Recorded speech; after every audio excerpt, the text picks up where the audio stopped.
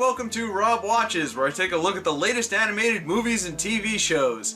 And if you recall, a while back I did a video about the announcement for the epic crossover between the WWE and the Flintstones, and it's finally out! There it is! We've been waiting our whole lives for this to happen.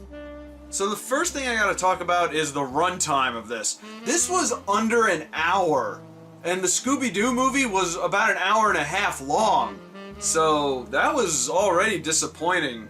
Although there are other things on this DVD. You get 2 episodes of the Flintstones. So there you go. Gotta make this worth it somehow. What's weird is that it didn't even feel like it was under an hour. It felt like it was a lot longer because it was very slow paced. Like, a lot of the wrestling action didn't even happen until the very end of the movie. The rest of it was just mostly Flintstones and shenanigans with CM Punk. Now, I will give this movie a little bit of credit because it does look like a Flintstones episode. They managed to mimic the backgrounds, they made everything look like it was drawn like in the old Hanna-Barbera style. They even had a lot of the same music cues and all the old Hanna-Barbera sound effects were there, so that was pretty neat. Also, it was a very well-acted movie. A lot of great voice actors in it. Tress MacNeille was in it. Gray Delisle Griffin, or is it Gray Griffin now? I don't know. She keeps changing her name every week. But they were all very good. I think the only one that really stood out was Kevin Michael Richardson as Barney. And I like Kevin Michael Richardson. I've been critical of him before, but that was before I really delved into his work. He's a great voice actor. I love the guy.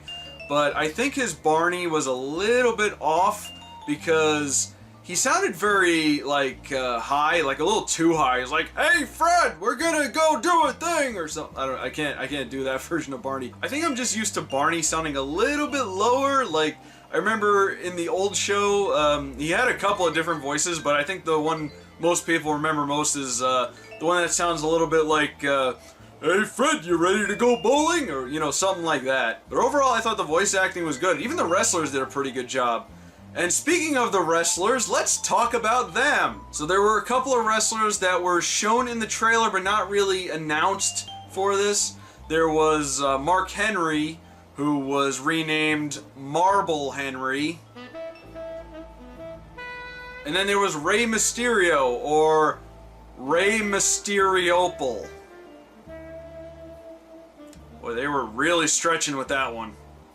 But of all of them, I think CM Punk Rock stood out the most. And it makes sense because it's CM Punk. He's one of the best mic workers in wrestling history. He was hilarious. I mean, he played the bad guy, obviously, but he was just, like, everything he said just sounded like he was really into it. I have to admit, it was pretty strange seeing CM Punk in something with the WWE logo on it again, because he left the company on very bad terms about a year ago. Although I do wonder, the way his character was treated in this movie, if the WWE was actually sending a message to him. My second favorite was probably Undertaker, because like I said in the last video, Undertaker in Flintstones form is really, really funny to me. And he had some really funny, like, just hilarious things that they made him say, like, "Your ice cream is melting." Actual line from the movie. I also found it funny that they found him in a graveyard, like a legitimate graveyard. So they basically just acknowledged death in a Hanna-Barbera cartoon. I was most disappointed about Daniel Bryan, though. He was in one scene, and it was for one joke. And the reason why is because he is featured right there on the cover, and on the back, actually. There he is. Not to mention that he was named in the trailer, whereas Mark Henry and Rey Mysterio weren't, even though they had a lot more to do in this movie. So he was just there for one joke, and then he walked off screen, and we never saw him again. Man, even in the cartoons, Daniel Bryan can't get a break. So I really thought they misused a lot of wrestlers in this. In fact, they probably could have gotten some other ones that would have been so much better, made this work a little bit better. Like The Rock! Again, why wasn't The Rock in this movie? He's The Rock! And it's a Flintstones movie! Oh, better yet, Hacksaw Jim Duggan! I mean, just look at him! He already looks like a Flintstones character! So aside from having an excruciatingly slow pace, there were a lot of groaner jokes in this movie, and I'm not just talking about the Rock puns, although they were there. And of course they did the whole bit with the animals that run the lives of the Flintstones, where they go, "It's a living," that kind of thing. There was this one exchange between Fred and Barney where Fred said something like, "I knew you were up to your old hijinks," and then Barney said something like, "If we didn't have hijinks, we wouldn't have any jinx at all."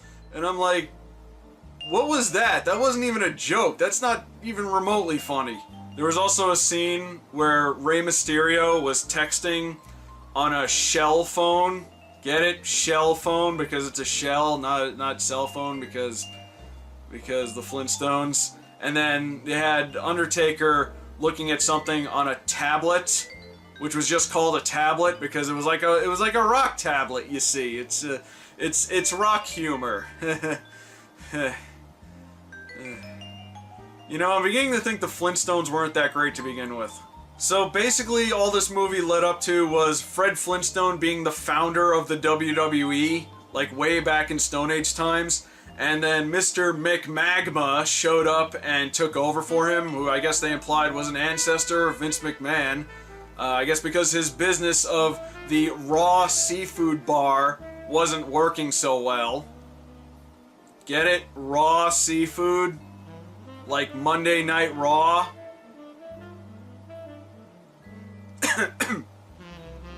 So overall, I would say just skip this one. It wasn't really worth it. Although the Flintstones could have suffered a far worse fate.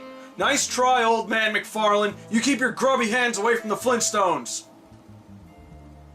That almost happened, by the way.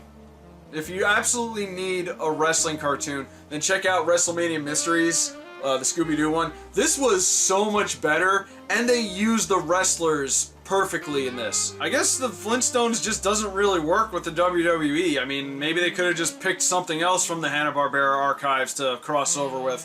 Like I said, they should if it's WB and Hanna-Barbera, they should just cross over with the Justice League or something. Or if they ever do another series of Over the Garden Wall, they can include Bray Wyatt, because I swear to God, he is part of that story. So yeah, this movie sucks. That's my ruling. And if you don't like it, well, too bad, because I am the internet reviewing hardcore champion. That's right, I got the title belt, I'm the champion, I'm the best on the internet. Oh, and by the way, 24/7 rule is in effect. So if you want this title belt, you find me and you bring a referee with you, because to be the man, woo, you gotta beat the man. So if you suffered through this movie like I did, leave a comment below and let me know what you thought of it. My name is Rob, and in the words of one of my all-time favorite wrestlers, have a nice day!